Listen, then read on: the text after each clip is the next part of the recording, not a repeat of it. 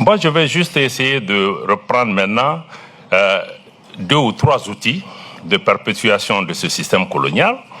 D'abord, à travers les institutions internationales, en commençant par les Nations Unies, malheureusement.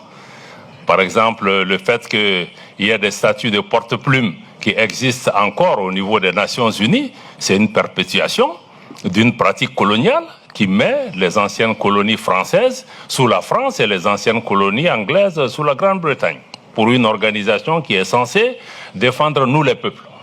C'est vraiment une grande interrogation.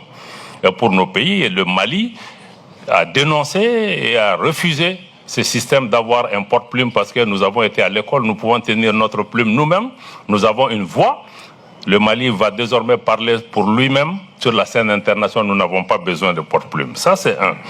Le deuxième système de perpétuation aussi, je vous donne aussi, c'est même sur le système des sanctions qui existait au niveau des Nations Unies. Nous avons pris un exemple, le Mali, il y avait un régime de sanctions au Mali pour l'application de l'accord de paix. Et c'était un des moyens qui étaient utilisés aussi pour nous assujettir. Quand le gouvernement et les populations maliennes ont demandé de lever ce régime de sanctions, malheureusement, ça n'a pas été fait. Seule la Russie a mis son veto. Malheureusement, nos frères africains qui sont assis au Conseil de sécurité ont voté dans le sens que l'ancienne puissance coloniale voulait. C'est une grande déception.